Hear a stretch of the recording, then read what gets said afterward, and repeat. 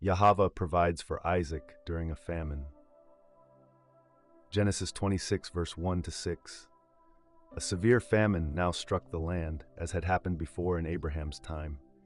So Isaac moved to Gerar, where Abimelech, king of the Philistines, lived. Yahweh appeared to Isaac and said, "Do not go down to Egypt, but do as I tell you. Live here as a foreigner in this land, and I will be with you and bless you. I hereby confirm that I will give all these lands to you and your descendants, just as I solemnly promised Abraham, your father. I will cause your descendants to become as numerous as the stars of the sky, and I will give them all these lands. And through your descendants, all the nations of the earth will be blessed. I will do this because Abraham listened to me and obeyed all my requirements, commands, decrees, and instructions." So Isaac stayed in Gerar. Genesis 26, verse 12 to 16. When Isaac planted his crops that year, he harvested 100 times more grain than he planted, for Yahweh blessed him. He became a very rich man, and his wealth continued to grow. He acquired so many flocks of sheep and goats, herds of cattle, and servants that the Philistines became jealous of him. So the Philistines filled up all of Isaac's wells with dirt. These were the wells that had been dug by the servants of his father, Abraham. Finally, Abimelech ordered Isaac to leave the country. "Go somewhere else," he said, "for you have become too powerful for us." Yahweh provides for Jacob and his sons during the famine. Genesis 41, verse 53. At last the 7 years of bumper crops throughout the land of Egypt came to an end. Then the 7 years of famine began, just as Joseph had predicted. The famine also struck all the surrounding countries, but throughout Egypt there was plenty of food. Eventually, however, the famine spread throughout the land of Egypt as well. And when the people cried out to Pharaoh for food, he told them, "Go to Joseph and do whatever he tells you." So with severe famine everywhere, Joseph opened up the storehouses and distributed grain to the Egyptians, for the famine was severe throughout the land of Egypt. And people from all around came to Egypt to buy grain from Joseph, because the famine was severe throughout the world. Genesis 42. When Jacob heard that grain was available in Egypt, he said to his sons, "Why are you standing around looking at one another? I have heard there is grain in Egypt. Go down there and buy enough grain to keep us alive. Otherwise we'll die." So Joseph's 10 older brothers went down to Egypt to buy grain. But Jacob wouldn't let Joseph's younger brother, Benjamin, go with them, for fear some harm might come to him. So Jacob's sons arrived in Egypt along with others to buy food, for the famine was in Canaan as well. Since Joseph was governor of all Egypt and in charge of selling grain to all the people, it was to him that his brothers came. When they arrived, they bowed before him with their faces to the ground. Joseph recognized his brothers instantly, but he pretended to be a stranger and spoke harshly to them. "Where are you from?" he demanded. "From the land of Canaan," they replied. "We have come to buy food." Although Joseph recognized his brothers, they didn't recognize him, and he remembered the dreams he'd had about them many years before. He said to them, "You are spies. You have come to see how vulnerable our land has become." "No, my master," they exclaimed. "Your servants have simply come to buy food. We are all brothers, members of the same family. We are honest men, sir. We are not spies." "Yes, you are," Joseph insisted. "You have come to see how vulnerable our land has become." "Sir," they said, "there are actually 12 of us. We, your servants, are all brothers, sons of a man living in the land of Canaan. Our youngest brother is back there with our father right now, and one of our brothers is no longer with us." But Joseph insisted. "As I said, you are spies. This is how I will test your story. I swear by the life of Pharaoh that you will never leave Egypt unless your youngest brother comes here. One of you must go and get your brother. I'll keep the rest of you here in prison. Then we'll find out whether or not your story is true. By the life of Pharaoh, if it turns out that you don't have a younger brother, then I'll know you are spies." So Joseph put them all in prison for 3 days. On the 3rd day, Joseph said to them, "I am a Elohim-fearing man. If you do as I say, you will live." 19. If you really are honest men, choose one of your brothers to remain in prison. The rest of you may go home with grain for your starving families, but you must bring your youngest brother back to me. This will prove that you are telling the truth, and you will not die." To this they agreed. Speaking among themselves, they said, "Clearly we are being punished because of what we did to Joseph long ago. We saw his anguish when he pleaded for his life, but we wouldn't listen. That's why we're in this trouble." "Didn't I tell you not to sin against the boy?" Reuben asked. "But you wouldn't listen, and now we have to answer for his blood." Of course, they didn't know that Joseph understood them, for he had been speaking to them through an interpreter. Now he turned away from them and began to weep. When he regained his composure, he spoke to them again. Then he chose Simeon from among them and had him tied up right before their eyes. Joseph then ordered his servants to fill the men's sacks with grain, but he also gave secret instructions to return each brother's payment at the top of his sack. He also gave them supplies for their journey home. So the brothers loaded their donkeys with the grain and headed for home. But when they stopped for the night and one of them opened his sack to get grain for his donkey, he found his money in the top of his sack. "Look," he exclaimed to his brothers, "my money has been returned. It's here in my sack." Then their hearts sank. Trembling, they said to each other, "What has Elohim done to us?" When the brothers came to their father Jacob in the land of Canaan, they told him everything that had happened to them. "The man who is governor of the land spoke very harshly to us," they told him. "He accused us of being spies scouting the land. But we said, 'We are honest men, not spies. We are 12 brothers, sons of one father. One brother is no longer with us, and the youngest is at home with our father in the land of Canaan.' Then the man who is governor of the land told us, 'This is how I will find out if you are honest men. Leave one of your brothers here with me, and take grain for your starving families, and go on home. But you must bring your youngest brother back to me. Then I will know you are honest men and not spies. Then I will give you back your brother, and you may trade freely in the land.' As they emptied out their sacks, there in each man's sack was the bag of money he had paid for the grain. The brothers and their father were terrified when they saw the bags of money. Jacob exclaimed, 'You are robbing me of my children. Joseph is gone, Simeon is gone, and now you want to take Benjamin too. Everything is going against me.' Then Reuben said to his father, 'You may kill my 2 sons if I don't bring Benjamin back to you. I'll be responsible for him, and I promise to bring him back.' But Jacob replied, 'My son will not go down with you. His brother Joseph is dead, and he is all I have left.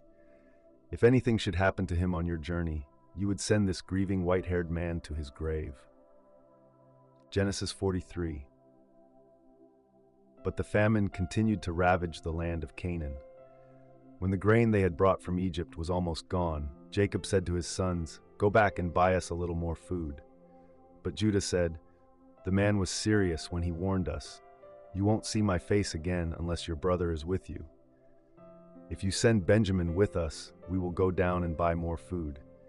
But if you don't let Benjamin go, we won't go either." "Remember," the man said, "you won't see my face again unless your brother is with you." "Why were you so cruel to me?" Jacob moaned. "Why did you tell him you had another brother?" "The man kept asking us questions about our family," they replied. "He asked, 'Is your father still alive? Do you have another brother?' So we answered his questions. How could we know he would say, 'Bring your brother down here'?" Judah said to his father, "Send the boy with me, and we will be on our way. Otherwise we will all die of starvation, and not only we, but you and our little ones. I personally guarantee his safety. You may hold me responsible if I don't bring him back to you. Then let me bear the blame forever. If we hadn't wasted all this time, we could have gone and returned twice by now." So their father Jacob finally said to them, "If it can't be avoided, then at least do this. Pack your bags with the best products of this land. Take them down to the man as gifts: balm, honey, gum, aromatic resin, pistachio nuts, and almonds. Also take double the money that was put back in your sacks, as it was probably someone's mistake. Then take your brother and go back to the man. May Elohim Almighty give you mercy as you go before the man, so that he will release Simeon and let Benjamin return. But if I must lose my children, so be it." So the men packed Jacob's gifts and double the money and headed off with Benjamin. They finally arrived in Egypt and presented themselves to Joseph. When Joseph saw Benjamin with them, he said to the manager of his household, "These men will eat with me this noon. Take them inside the palace. Then go slaughter an animal and prepare a big feast." So the man did as Joseph told him and took them into Joseph's palace. The brothers were terrified when they saw that they were being taken into Joseph's house. "It's because of the money someone put in our sacks last time we were here," they said. "He plans to pretend that we stole it. Then he will seize us, make us slaves, and take our donkeys." The brothers approached the manager of Joseph's household and spoke to him at the entrance to the palace. "Sir," they said, "we came to Egypt once before to buy food. But as we were returning home, we stopped for the night and opened our sacks. Then we discovered that each man's money, the exact amount paid, was in the top of his sack. Here it is, we have brought it back with us. We also have additional money to buy more food. We have no idea who put our money in our sacks." "Relax. Don't be afraid," the household manager told them. "Your Elohim, the Elohim of your father, must have put this treasure into your sacks. I know I received your payment." Then he released Simeon and brought him out to them. The manager then led the men into Joseph's palace. He gave them water to wash their feet and provided food for their donkeys. They were told they would be eating there, so they prepared their gifts for Joseph's arrival at noon. When Joseph came home, they gave him the gifts they had brought him, then bowed low to the ground before him. After greeting them, he asked, "How is your father, the old man you spoke about? Is he still alive?" "Yes," they replied. "Our father, your servant, is alive and well." And they bowed low again. Then Joseph looked at his brother Benjamin, the son of his own mother. "Is this your youngest brother, the one you told me about?" Joseph asked. "May Elohim be gracious to you, my son." Then Joseph hurried from the room because he was overcome with emotion for his brother. He went into his private room, where he broke down and wept. After washing his face, he came back out, keeping himself under control. Then he ordered, "Bring out the food." The waiters served Joseph at his own table, and his brothers were served at a separate table. The Egyptians who ate with Joseph sat at their own table, because Egyptians despise Hebrews and refuse to eat with them. Joseph told each of his brothers where to sit, and to their amazement, he seated them according to age, from oldest to youngest. And Joseph filled their plates with food from his own table, giving Benjamin 5 times as much as he gave the others. So they feasted and drank freely with him. Genesis 44. When his brothers were ready to leave, Joseph gave these instructions to his palace manager. "Fill each of their sacks with as much grain as they can carry, and put each man's money back into his sack. Then put my personal silver cup at the top of the youngest brother's sack, along with the money for his grain." So the manager did as Joseph instructed him. The brothers were up at dawn and were sent on their journey with their loaded donkeys. But when they had gone only a short distance and were barely out of the city, Joseph said to his palace manager, "Chase after them and stop them. When you catch up with them, ask them, 'Why have you repaid my kindness with such evil? Why have you stolen my master's silver cup, which he uses to predict the future? What a wicked thing you have done.'" When the palace manager caught up with the men, he spoke to them as he had been instructed. "What are you talking about?" The brothers responded, "We are your servants and would never do such a thing. Didn't we return the money we found in our sacks? We brought it back all the way from the land of Canaan. Why would we steal silver or gold from your master's house? If you find his cup with any one of us, let that man die, and all the rest of us, my master, will be your slaves." "That's fair," the man replied, "but only the one who stole the cup will be my slave. The rest of you may go free." They all quickly took their sacks from the backs of their donkeys and opened them. The palace manager searched the brothers' sacks, from the oldest to the youngest, and the cup was found in Benjamin's sack. When the brothers saw this, they tore their clothing in despair. Then they loaded their donkeys again and returned to the city. Joseph was still in his palace when Judah and his brothers arrived, and they fell to the ground before him. "What have you done?" Joseph demanded. "Don't you know that a man like me can predict the future?" Judah answered, "Oh, my master, what can we say to you? How can we explain this? How can we prove our innocence? Elohim is punishing us for our sins. My master, we have all returned to be your slaves. All of us, not just our brother who had your cup in his sack." "No," Joseph said. "I would never do such a thing. Only the man who stole the cup will be my slave. The rest of you may go back to your father in peace." Then Judah stepped forward and said, "Please, my master, let your servant say just one word to you. Please, do not be angry with me, even though you are as powerful as Pharaoh himself. My master, previously you asked us, your servants, do you have a father or a brother? And we responded, yes, my master, we have a father who is an old man, and his youngest son is a child of his old age. His full brother is dead, and he alone is left of his mother's children, and his father loves him very much. And you said to us, bring him here so I can see him with my own eyes. But we said to you, my master, the boy cannot leave his father, for his father would die. But you told us, unless your youngest brother comes with you, you will never see my face again.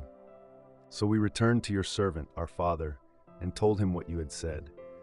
Later, when he said, go back again and buy us more food, we replied, we can't go unless you let our youngest brother go with us. We'll never get to see the man's face unless our youngest brother is with us. Then my father said to us, as you know, my wife had 2 sons, and one of them went away and never returned. Doubtless he was torn to pieces by some wild animal. I have never seen him since. Now if you take his brother away from me, and any harm comes to him, you will send this grieving, white-haired man to his grave. And now, my master, I cannot go back to my father without the boy. Our father's life is bound up in the boy's life. If he sees that the boy is not with us, our father will die. We, your servants, will indeed be responsible for sending that grieving, white-haired man to his grave. My master, I guaranteed to my father that I would take care of the boy. I told him, if I don't bring him back to you, I will bear the blame forever. So please, my master, let me stay here as a slave instead of the boy, and let the boy return with his brothers. For how can I return to my father if the boy is not with me? I couldn't bear to see the anguish this would cause my father. Genesis 45, verse 1 to 15. Joseph could stand it no longer. There were many people in the room, and he said to his attendants, out, all of you. So he was alone with his brothers when he told them who he was. Then he broke down and wept. He wept so loudly the Egyptians could hear him, and word of it quickly carried to Pharaoh's palace. I am Joseph, he said to his brothers. Is my father still alive? But his brothers were speechless. They were stunned to realize that Joseph was standing there in front of them. Please come closer, he said to them. So they came closer. And he said again, I am Joseph, your brother, whom you sold into slavery in Egypt. But don't be upset, and don't be angry with yourselves for selling me to this place. It was Elohim who sent me here ahead of you to preserve your lives. This famine that has ravaged the land for 2 years will last 5 more years, and there will be neither plowing nor harvesting. Elohim has sent me ahead of you to keep you and your families alive and to preserve many survivors. So it was Elohim who sent me here, not you. And he is the one who made me an advisor to Pharaoh, the manager of his entire palace and the governor of all Egypt. Now hurry back to my father and tell him, this is what your son Joseph says. Elohim has made me master over all the land of Egypt. So come down to me immediately. You can live in the region of Goshen, where you can be near me with all your children and grandchildren, your flocks and herds and everything you own. I will take care of you there, for there are still 5 years of famine ahead of us. Otherwise you, your household, and all your animals will starve. Then Joseph added, look, you can see for yourselves, and so can my brother Benjamin, that I really am Joseph. Go tell my father of my honored position here in Egypt. Describe for him everything you have seen, and then bring my father here quickly. Weeping with joy, he embraced Benjamin, and Benjamin did the same. Then Joseph kissed each of his brothers and wept over them, and after that they began talking freely with him. Yahweh provides for Elisha. Elisha now returned to Gilgal, and there was a famine in the land. One day as the group of prophets was seated before him, he said to his servant, put a large pot on the fire and make some stew for the rest of the group. One of the young men went out into the field to gather herbs and came back with a pocket full of wild gourds. He shredded them and put them into the pot without realizing they were poisonous. Some of the stew was served to the men, but after they had eaten a bite or two, they cried out, "Man of Elohim, there's poison in this stew," so they would not eat it. Elisha said, "Bring me some flour." Then he threw it into the pot and said, "Now it's all right, go ahead and eat." And then it did not harm them. Yahweh provides for Samaria during the famine. 2 Kings 6, verse 24 to 33. Sometime later, however, King Ben-Hadad of Aram mustered his entire army and besieged Samaria. As a result, there was a great famine in the city. The siege lasted so long that a donkey's head sold for 80 pieces of silver, and a cup of dove's dung sold for 5 pieces of silver. One day, as the king of Israel was walking along the wall of the city, a woman called to him, "Please help me, my master the king." He answered, "If Yahweh doesn't help you, what can I do? I have neither food from the threshing floor nor wine from the press to give you." But then the king asked, "What is the matter?" She replied, "This woman said to me, 'Come on, let's eat your son today. Then we will eat my son tomorrow.' So we cooked my son and ate him. Then the next day I said to her, 'Kill your son so we can eat him,' but she has hidden her son." When the king heard this, he tore his clothes in despair. And as the king walked along the wall, the people could see that he was wearing burlap under his robe next to his skin. "May Elohim strike me and even kill me if I don't separate Elisha's head from his shoulders this very day," the king vowed. Elisha was sitting in his house with the elders of Israel when the king sent a messenger to summon him. But before the messenger arrived, Elisha said to the elders, "A murderer has sent a man to cut off my head. When he arrives, shut the door and keep him out. We will soon hear his master's steps following him." While Elisha was still saying this, the messenger arrived, and the king said, "All this misery is from Yahweh. Why should I wait for Yahweh any longer?" 2 Kings 7. Elisha replied, "Listen to this message from Yahweh. This is what Yahweh says. By this time tomorrow in the markets of Samaria, 6 quarts of choice flour will cost only 1 piece of silver, and 12 quarts of barley grain will cost only 1 piece of silver." The officer assisting the king said to the man of Elohim, "That couldn't happen even if Yahweh opened the windows of heaven." But Elisha replied, "You will see it happen with your own eyes, but you won't be able to eat any of it." Now there were 4 men with leprosy sitting at the entrance of the city gates. "Why should we sit here waiting to die?" they asked each other. "We will starve if we stay here, but with the famine in the city, we will starve if we go back there. So we might as well go out and surrender to the Aramean army. If they let us live, so much the better. But if they kill us, we would have died anyway." So at twilight they set out for the camp of the Arameans. But when they came to the edge of the camp, no one was there. For Yahweh had caused the Aramean army to hear the clatter of speeding chariots and the galloping of horses and the sounds of a great army approaching. "The king of Israel has hired the Hittites and Egyptians to attack us," they cried to one another. So they panicked and ran into the night, abandoning their tents, horses, donkeys, and everything else as they fled for their lives. When the men with leprosy arrived at the edge of the camp, they went into one tent after another, eating and drinking wine, and they carried off silver and gold and clothing and hid it. Finally they said to each other, "This is not right. This is a day of good news, and we aren't sharing it with anyone. If we wait until morning, some calamity will certainly fall upon us. Come on, let's go back and tell the people at the palace." So they went back to the city and told the gatekeepers what had happened. "We went out to the Aramean camp," they said, "and no one was there. The horses and donkeys were tethered and the tents were all in order, but there wasn't a single person around." Then the gatekeepers shouted the news to the people in the palace. The king got out of bed in the middle of the night and told his officers, "I know what has happened. The Arameans know we are starving, so they have left their camp and have hidden in the fields. They are expecting us to leave the city, and then they will take us alive and capture the city." One of his officers replied, "We had better send out scouts to check into this. Let them take 5 of the remaining horses. If something happens to them, it will be no worse than if they stay here and die with the rest of us." So 2 chariots with horses were prepared, and the king sent scouts to see what had happened to the Aramean army. They went all the way to the Jordan River, following a trail of clothing and equipment that the Arameans had thrown away in their mad rush to escape. The scouts returned and told the king about it.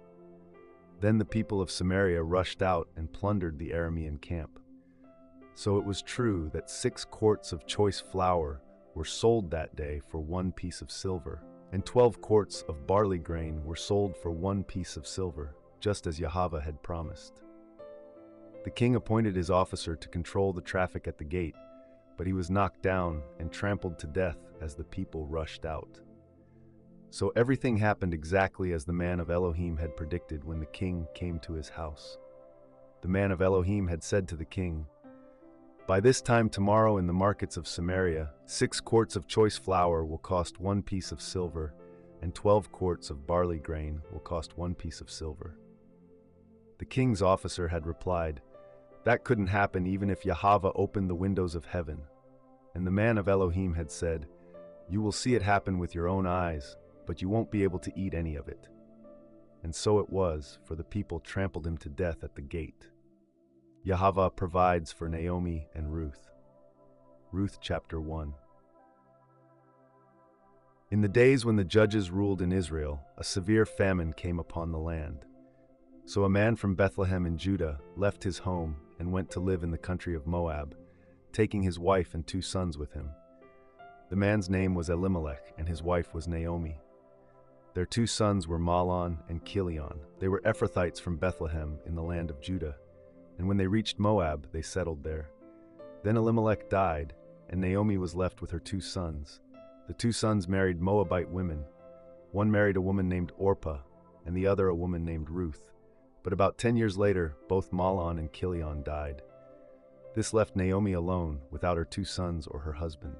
Then Naomi heard in Moab that Yahweh had blessed his people in Judah by giving them good crops again. So Naomi and her daughters-in-law got ready to leave Moab to return to her homeland. With her 2 daughters-in-law, she set out from the place where she had been living, and they took the road that would lead them back to Judah. But on the way, Naomi said to her 2 daughters-in-law, "Go back to your mother's homes, and may Yahweh reward you for your kindness to your husbands and to me.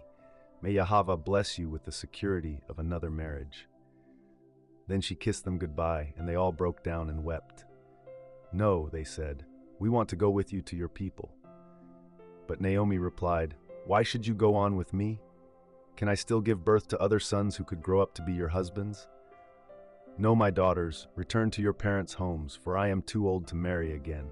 And even if it were possible, and I were to get married tonight and bear sons, then what? Would you wait for them to grow up and refuse to marry someone else? No, of course not, my daughters. Things are far more bitter for me than for you, because Yahweh himself has raised his fist against me." And again they wept together, and Orpah kissed her mother-in-law goodbye. But Ruth clung tightly to Naomi. "Look," Naomi said to her, "your sister-in-law has gone back to her people and to her gods. You should do the same." But Ruth replied, "Don't ask me to leave you and turn back. Wherever you go, I will go. Wherever you live, I will live. Your people will be my people, and your Elohim will be my Elohim. Wherever you die, I will die, and there I will be buried. May Yahweh punish me severely if I allow anything but death to separate us." When Naomi saw that Ruth was determined to go with her, she said nothing more. So the 2 of them continued on their journey. When they came to Bethlehem, the entire town was excited by their arrival. "Is it really Naomi?" the women asked.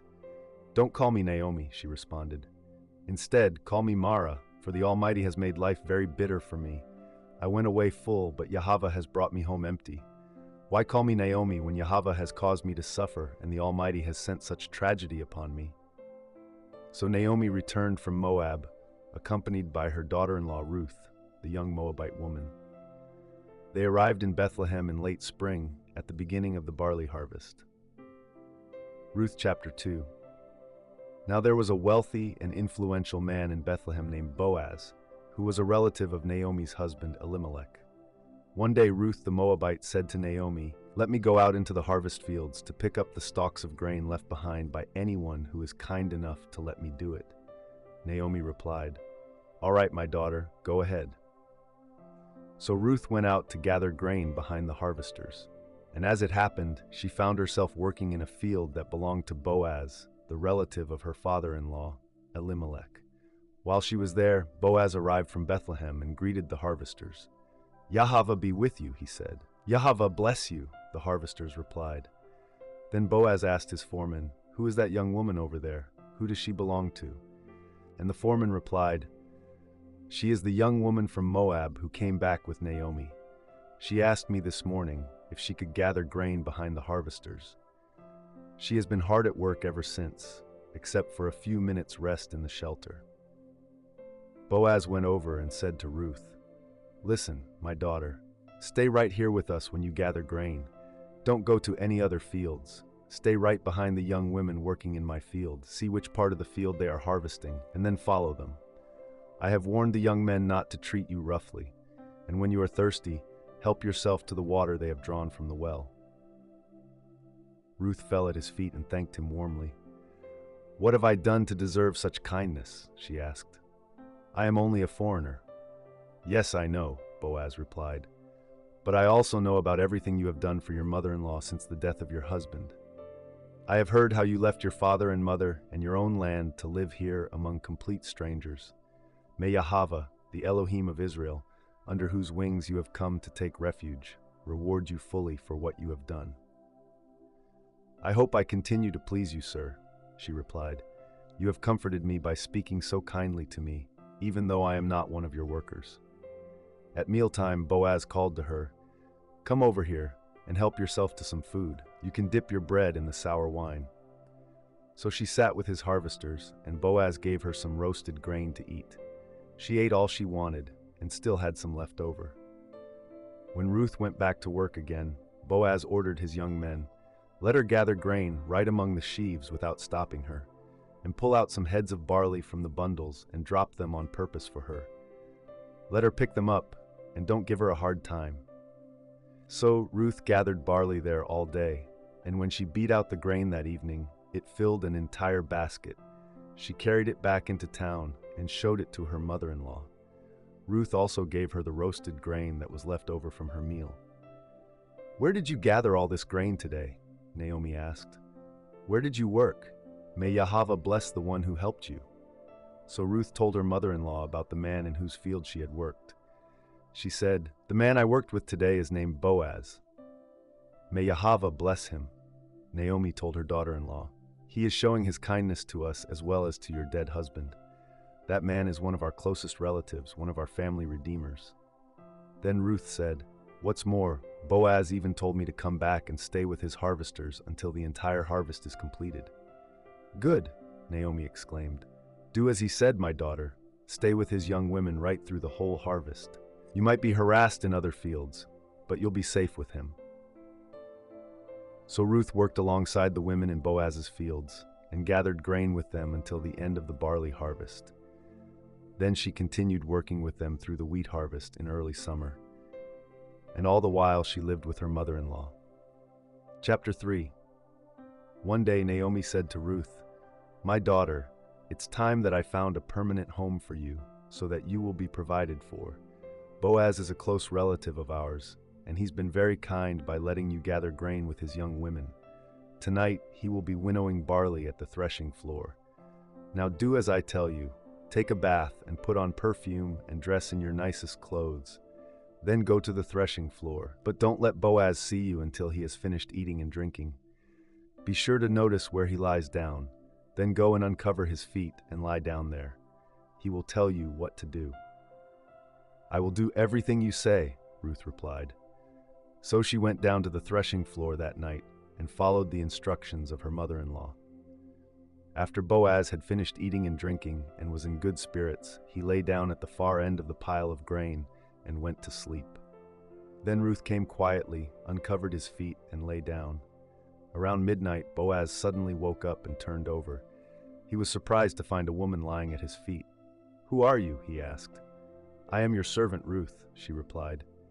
Spread the corner of your covering over me, for you are my family redeemer." "Yahweh bless you, my daughter," Boaz exclaimed. "You are showing even more family loyalty now than you did before, for you have not gone after a younger man, whether rich or poor. Now don't worry about a thing, my daughter. I will do what is necessary, for everyone in town knows you are a virtuous woman. But while it's true that I am one of your family redeemers, there is another man who is more closely related to you than I am. Stay here tonight, and in the morning I will talk to him. If he is willing to redeem you, very well, let him marry you. But if he is not willing, then as surely as Yahweh lives, I will redeem you myself. Now lie down here until morning." So Ruth lay at Boaz's feet until the morning, but she got up before it was light enough for people to recognize each other. For Boaz had said, "No one must know that a woman was here at the threshing floor." Then Boaz said to her, "Bring your cloak and spread it out." He measured 6 scoops of barley into the cloak and placed it on her back. Then he returned to the town. When Ruth went back to her mother-in-law, Naomi asked, "What happened, my daughter?" Ruth told Naomi everything Boaz had done for her, and she added, "He gave me these 6 scoops of barley and said, 'Don't go back to your mother-in-law empty-handed.'" Then Naomi said to her, "Just be patient, my daughter, until we hear what happens. The man won't rest until he has settled things today." Chapter 4. Boaz went to the town gate and took a seat there. Just then the family redeemer he had mentioned came by, so Boaz called out to him, "Come over here and sit down, friend. I want to talk to you." So they sat down together. Then Boaz called 10 leaders from the town and asked them to sit as witnesses. And Boaz said to the family redeemer, "You know Naomi, who came back from Moab. She is selling the land that belonged to our relative Elimelech. I thought I should speak to you about it so that you can redeem it if you wish. If you want the land, then buy it here in the presence of these witnesses. But if you don't want it, let me know right away, because I am next in line to redeem it after you." The man replied, "All right, I'll redeem it." Then Boaz told him, "Of course, your purchase of the land from Naomi also requires that you marry Ruth, the Moabite widow. That way she can have children who will carry on her husband's name and keep the land in the family."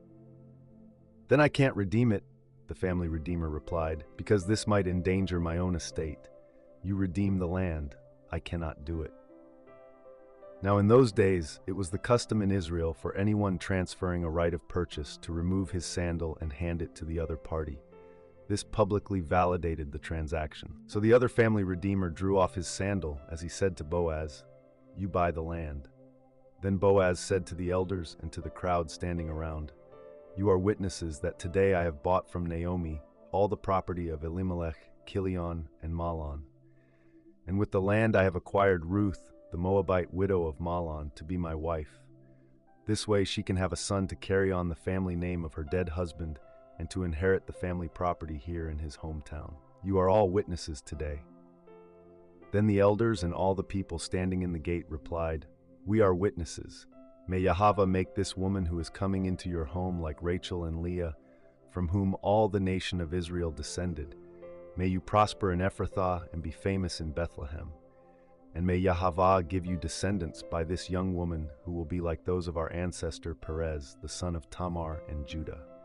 So Boaz took Ruth into his home, and she became his wife. When he slept with her, Yahweh enabled her to become pregnant, and she gave birth to a son. Then the women of the town said to Naomi, "Praise Yahweh, who has now provided a redeemer for your family. May this child be famous in Israel. May he restore your youth and care for you in your old age. For he is the son of your daughter-in-law, who loves you and has been better to you than 7 sons." Naomi took the baby and cuddled him to her breast, and she cared for him as if he were her own. The neighbor women said, "Now at last Naomi has a son again." And they named him Obed. He became the father of Jesse and the grandfather of David. This is the genealogical record of their ancestor Perez. Perez was the father of Hezron. Hezron was the father of Ram. Ram was the father of Amminadab. Amminadab was the father of Nahshon. Nahshon was the father of Salmon. Salmon was the father of Boaz. Boaz was the father of Obed. Obed was the father of Jesse. Jesse was the father of David. Beloved, Yahweh will supply for you in times of famine or scarcity, and you will have more than enough. John 6, verse 35. Emmanuel replied, I am the bread of life. Whoever comes to me will never be hungry again. Whoever believes in me will never be thirsty. Psalms 33, verse 18 to 19. But Yahweh watches over those who fear him, those who rely on his unfailing love. He rescues them from death and keeps them alive in times of famine. Psalms 37, verse 17 to 19. For the strength of the wicked will be shattered, but Yahweh takes care of the righteous. Day by day, Yahweh takes care of the innocent, and they will receive an inheritance that lasts forever. They will not be disgraced in hard times. Even in famine they will have more than enough. Job 5, verse 19 to 27. From 6 disasters he will rescue you. Even in the 7th, he will keep you from evil. He will save you from death in time of famine, from the power of the sword in time of war. You will be safe from slander and have no fear when destruction comes. You will laugh at destruction and famine. Wild animals will not terrify you. You will be at peace with the stones of the field, and its wild animals will be at peace with you.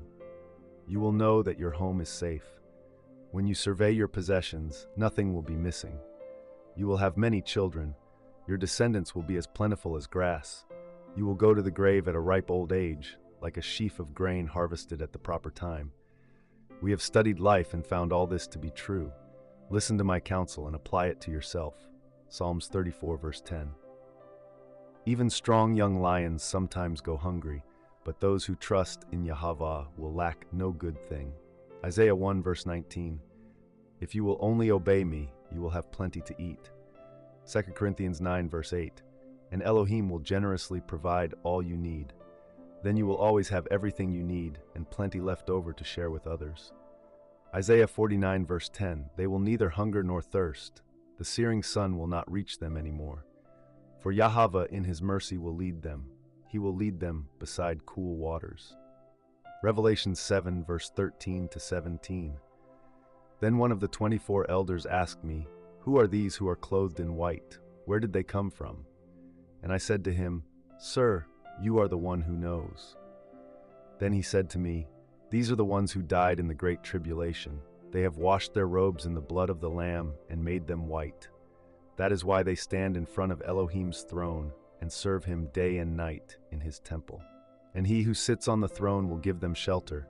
They will never again be hungry or thirsty. They will never be scorched by the heat of the sun. For the Lamb on the throne will be their shepherd. He will lead them to springs of life-giving water, and Elohim will wipe every tear from their eyes. Matthew verse 31. Seek the kingdom of Elohim above all else, and he will give you everything you need. Psalms 34 verse 9. Fear Yahweh, you his righteous people, for those who fear him will have all they need. Matthew 6 verse 31 to 34. So don't worry about these things, saying, What will we eat? What will we drink? What will we wear? These things dominate the thoughts of unbelievers, but your heavenly Father already knows all your needs. Seek the kingdom of Elohim above all else, and live righteously, and he will give you everything you need. So don't worry about tomorrow, for tomorrow will bring its own worries. Today's trouble is enough for today. Matthew 6 verse 9 to 13. When you pray, don't babble on and on as the Gentiles do. They think their prayers are answered merely by repeating their words again and again. Don't be like them, for your Father knows exactly what you need even before you ask him. Pray like this: Our Father in heaven, may your name be kept holy. May your kingdom come soon. May your will be done on earth as it is in heaven. Give us today the food we need, and forgive us our sins, as we have forgiven those who sin against us. And don't let us yield to temptation, but rescue us from the evil one. Psalms 23 verse 1. Yahweh is my shepherd, I have all that I need. Matthew 6 verse 30. And if Elohim cares so wonderfully for wildflowers that are here today and thrown into the fire tomorrow, he will certainly care for you. Why do you have so little faith? Isaiah 54 verse 10. For the mountains may move and the hills disappear, but even then my faithful love for you will remain. My covenant of blessing will never be broken, says Yahweh, who has mercy on you. Isaiah 46 verse 4. I will be your Elohim throughout your lifetime. until your hair is white with age. I made you, and I will care for you. I will carry you along and save you. John 16, verse 33, I have told you all this so that you may have peace in me. Here on earth you will have many trials and sorrows. But take heart, because I have overcome the world.